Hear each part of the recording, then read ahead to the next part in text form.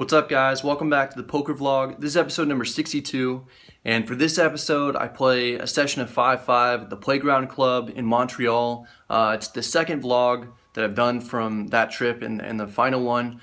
I was out there with Andrew, and this is going to be a really interesting one. I play I think like 18 to 20 hands that I cover in this episode. Really interesting spots, and I think you guys are going to enjoy it a lot. I've been excited to put it out for a while. I'm actually in Norway right now, so let me give you guys a little view of outside my hotel room. It's pretty amazing. So I'm in the city of Balestrand, I think is how you pronounce it. It's about 6 hours west of Oslo. I'm actually going to Oslo in a few hours after a hike, but I wanted to do this brief intro, and then at the end I'm going to go over my plans for the World Series. Alright, hope you guys enjoy the episode.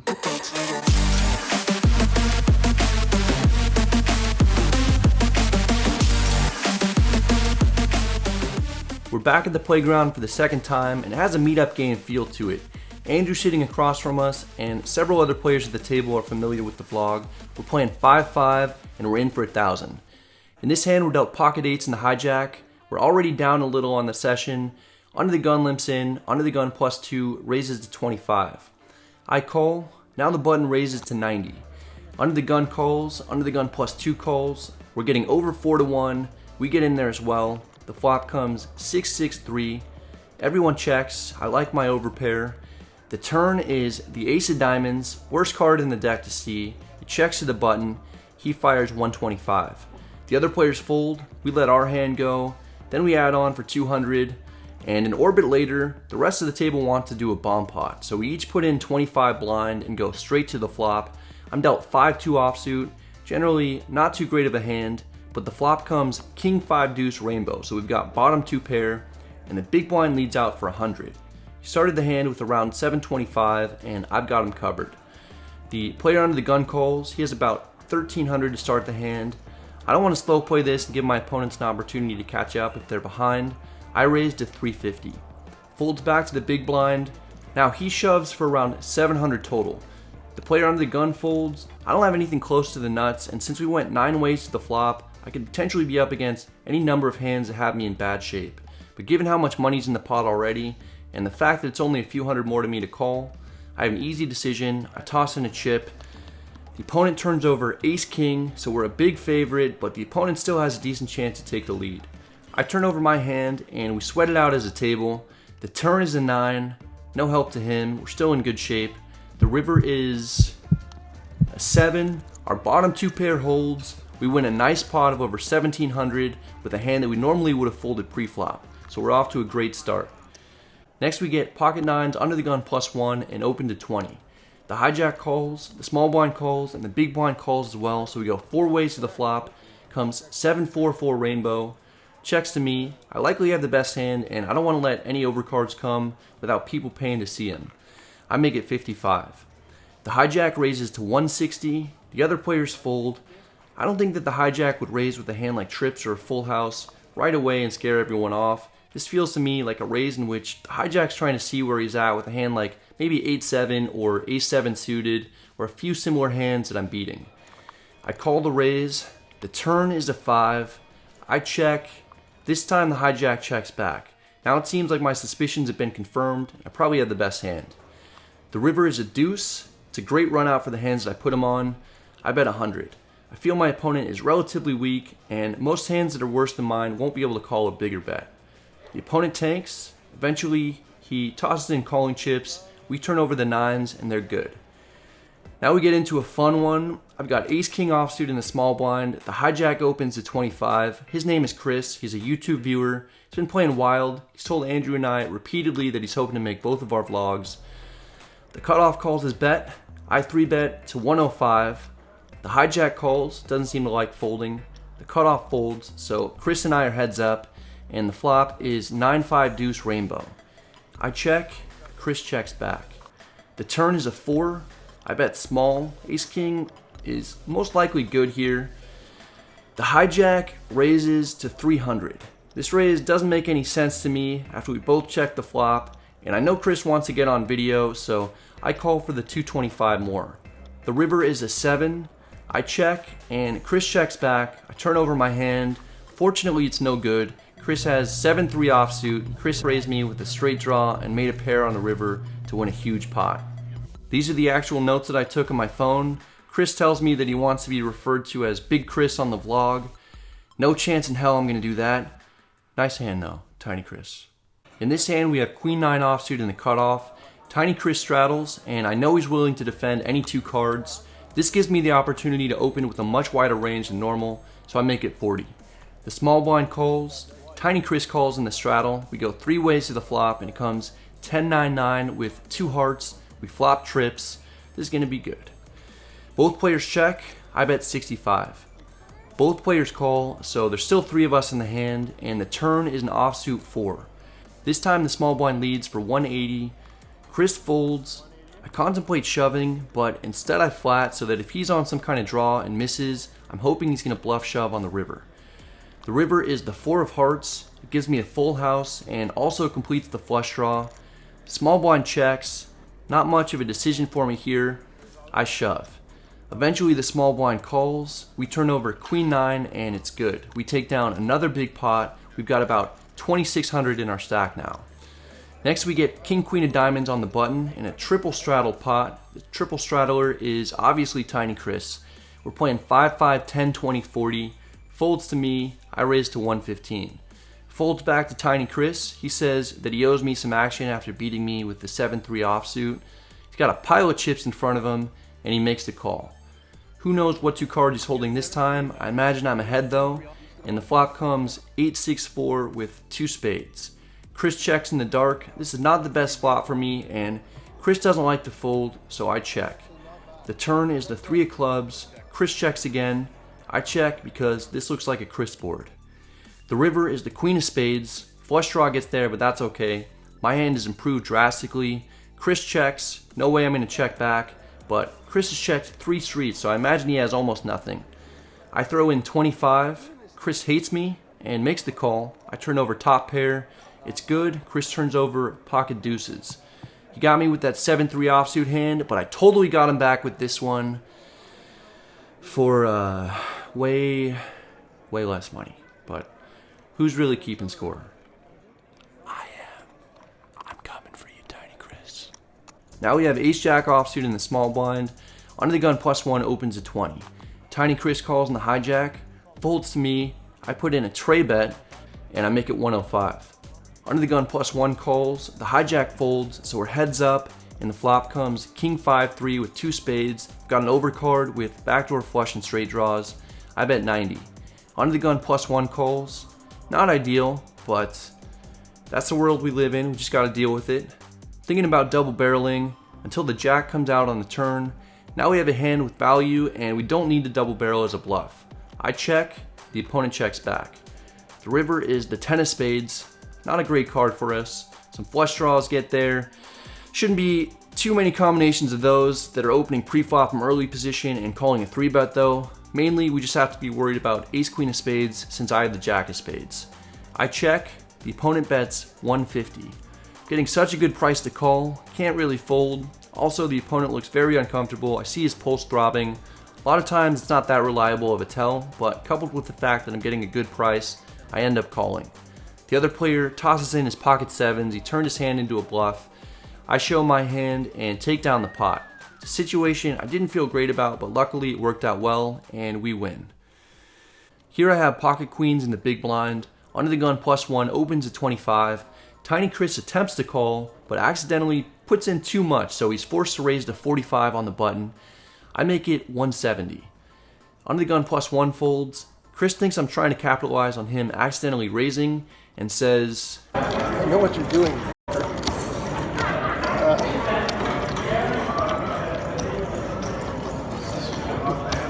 I think I've seen you do this before too. Not very nice, KRIS. Also, I'm not so sure that you do know what I'm doing. KRIS calls with a hand that he should probably pick up from the table and throw directly in the trash. We're heads up and it's ace-8 deuce with 2 clubs. I check, KRIS checks back. The turn is the jack of clubs. This time I bet 100, figuring that I'm ahead, and the board is relatively high. With Chris's garbage hand, he probably shouldn't have me beat very often. That doesn't stop him from sticking around though. Chris calls. The river is the 8 of hearts. Shouldn't have changed much. This time I bet 200. Chris folds, we take it down. In this one, we're in middle position with ace-queen offsuit. Chris straddles from under the gun. Under the gun +1 limps in. I raise to 55. Chris calls, as does the limper. The three of us see the flop, and it's 5-3 deuce with all clubs. We all check. The turn is the queen of diamonds. Checks to me. I bet 65 with top. Both players call. The river is the 9 of hearts. It's a good card since all the draws miss. Checks to me once again. This time I bet 140. Both players let their hands go. We win. And now our stack is over 3,400 Canadian. We're in for 1,200, so we're up more than 2,200.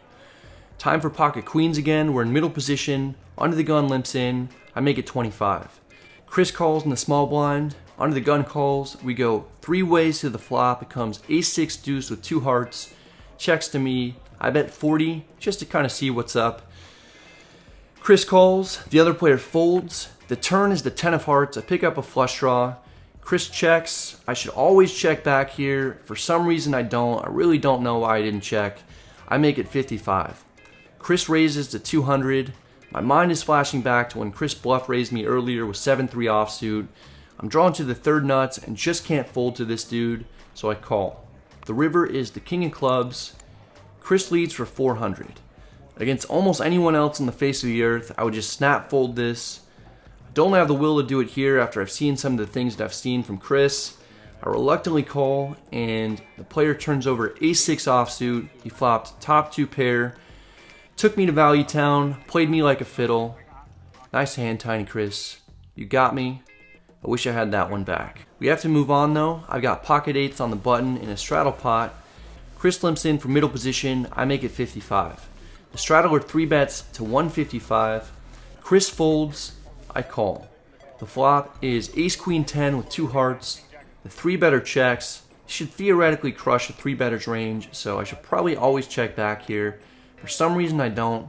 I bet 140, hoping that, I don't know, maybe he'll fold a hand like jacks, I guess. Doesn't seem like a very good bet to me. The opponent calls, probably has aces, no big deal. The turn is the deuce of hearts. Player checks. I gather my wits and check back. The river is another queen. Now the player jams. I obviously can't call. I let it go. Play 2 hands in a row in questionable ways. Time to get up from the table and gather myself a little. Taking a little break from the game here. Lost about 1,000 back. Still have 2,500 in front of me, so I'm up, I think, 1,300 Canadian. Made a few light calls. I'm sure some of you guys are scratching your heads, but Big Chris, he earned it. And with some of the plays he made against me, so had to pay him off. And then bluffed on that last hand with pocket 8s. It's probably not a great spot. So that's it. Probably gonna play for a long time. Once I come back, I treat myself to a steak. The playground has amazing food that they serve 24/7 for free to the 5-5 players. It's my favorite thing about the place. This gives me some energy to keep playing. Meanwhile, Tiny Chris is crushing the game for thousands of dollars, living the dream. After the steak, I pick up Jack 10 offsuit in the hijack. It's a straddle pot. Chris limps in. He's about to leave. Can't let him leave with that much money, so I raise to 50 in order to ISO. The button calls. Chris somehow folds, which I've only seen him do on rare occasions. The button and I are heads up. The flop comes Queen 10-6 rainbow. Both of us check. The turn is the Jack of hearts, giving us 2 pair. Now I bet 40. The button calls. His name is Josh. He's a cool dude and a good player. The river is the deuce of spades. Now I bet 110 to target top pair type of hands. Eventually Josh calls and our Jack 10 wins it. Josh says that he has King Queen of clubs, so we got lucky there on the turn. Unfortunately, our friend Big Chris has taken off, but he killed it and is booking a huge profit. It was fun playing with him. Nice playing with you, Big Chris. You too, Brad. Keep vlogging, bud. Keep vlogging. I thought you said you weren't going to call him Big Chris. I'm going to call him Tiny Chris throughout the vlog, and then I'm going to wrap it up with a Big Chris at the end. With Chris gone, it's time to eat my feelings. I get a nice piece of chicken and drench it in gravy. Back to poker though, we get dealt pocket jacks and the hijack. It's a straddle pot. I opened at 35. Small blind calls. Andrew calls in the big blind. We go 3 ways to the flop. The dealer puts out 7-4-3 with 2 diamonds. Checks to me. I bet 40. The small blind basically min raises to 85. Definitely going to at least call this bet. Now Andrew flats the raise. This is very odd to me. I no longer like my jacks at all. Feels like Andrew could have a set, a straight, or maybe a flush draw. Not really sure what the other guy has. He can certainly have me beat as well. Not sure what cards I need to hit, but I could be drawing nearly dead. If the jack of diamonds comes on the turn, I still may be losing because I could be up against a flush. The only card that I'd want to see on the turn is the jack of spades, and again, someone could already have a straight.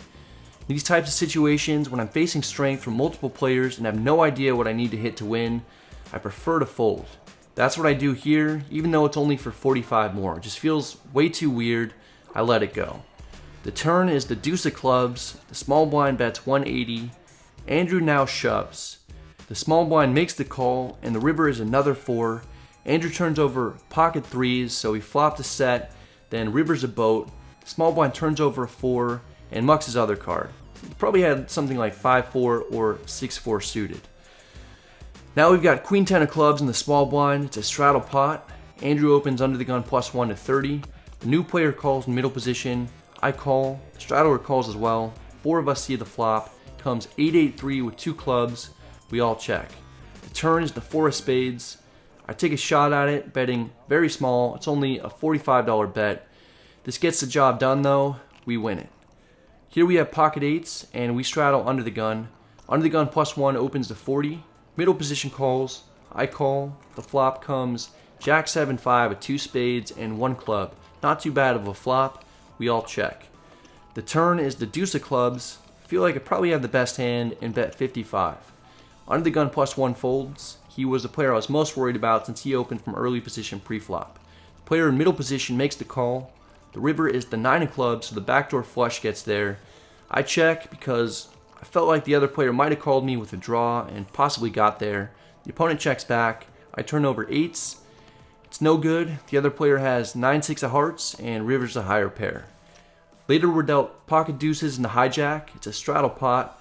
Under the gun +2 limps in. The player on my right limps in. I make it 60. Folds back to the player on my right. He calls. We're heads up. The flop is 9-6-3 rainbow. He checks.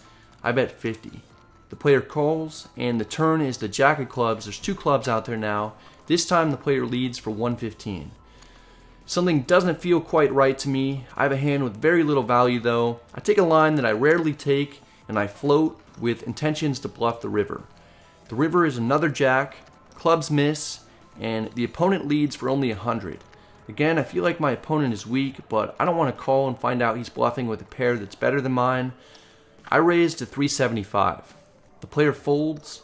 Later he tells me that he had 7-5 of clubs, which makes a lot of sense. He missed several draws. I didn't beat anyway, but still happy with my decision to raise him on the river. In this one I pick up ace-queen offsuit in the small blind. It's a straddle. The hijack opens to 40. He's a pretty new player. I make it 140. The hijack calls. We're heads up, and the flop is 10-7 deuce rainbow. Not what I was hoping to see. I check. The hijack bets 180. Not sure why he'd bet that much if he had a real hand, but it's too much for me to call from out of position. I fold, and he turns over 9-4 offsuit. I got. The dude is the best, and I gotta let him know. The best. We haven't really done much. Next we get dealt 4-3 of diamonds on the button. It's a limped pot. It's towards the end of the night, and there's only a few of us at the table now. We go 5 ways to the flop, which I believe makes it a family pot. The flop comes ace-king-5 rainbow with 1 diamond. Checks to the cutoff. He bets 25. Not going to fold my gutter and backdoor flush draw when I limp with this kind of trash hand. I call. The others fold, so it's heads up. The turn is good. It's the deuce of spades, so we drill our gut shot. Now the cutoff checks. I bet 60, and the cutoff calls.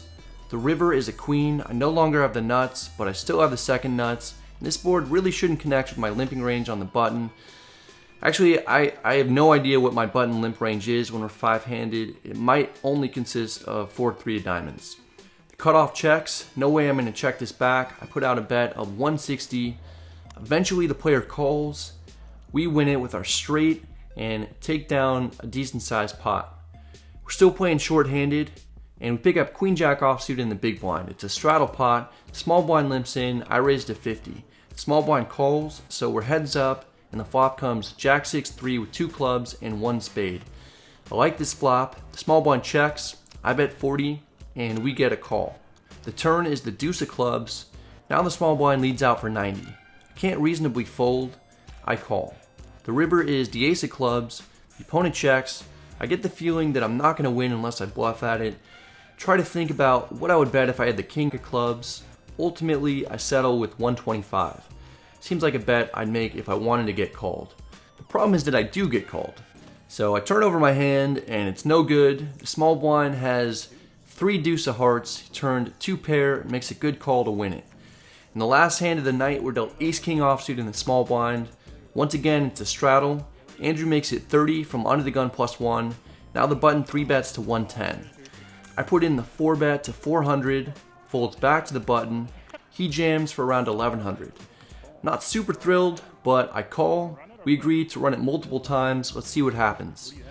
The first board comes 5-4 deuce, Jack 5, so we totally brick that one. Hopefully we can get lucky on the second one. The second flop comes king, queen, queen. The turn is another king, so we boat up. Very nice. And the river is a 3. None of these boards really make any difference though. The other player has ace king offsuit as well, so we chop it up. The game now breaks. We've been playing for about 6.5 hours. Time to rack up and call it a night.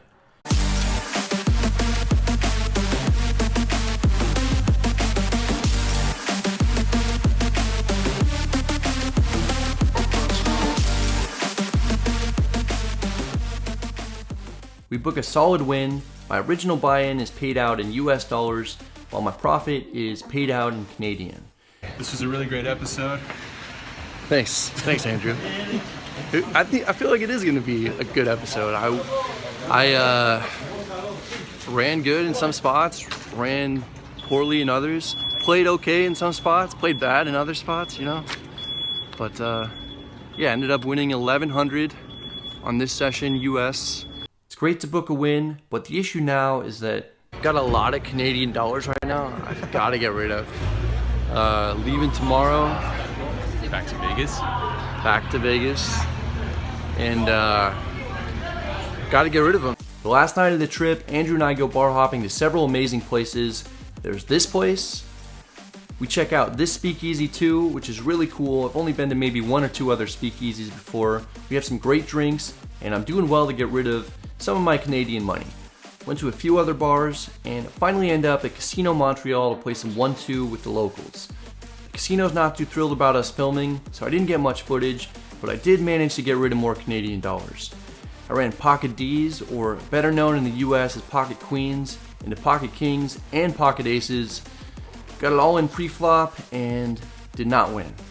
Done okay on our quest to leave with no Canadian money, but after making some purchases at the airport, we still find ourselves on a flight with a few hundred left. The Air Canada crew announces over the PA system that they're taking donations for the families of those who died in the bus accident in Saskatchewan that killed 15 junior hockey team members. Something that I'd heard about and wanted to donate to anyway, so it seemed like a good way to spend the remaining Canadian money that I have. Altogether, I had a great trip and met a ton of new cool people. Looking forward to eventually going back there. That's it for this one, guys. I hope you enjoyed it. If you did, please hit the like and subscribe buttons. If you have any questions or comments, then let me know in the comment section.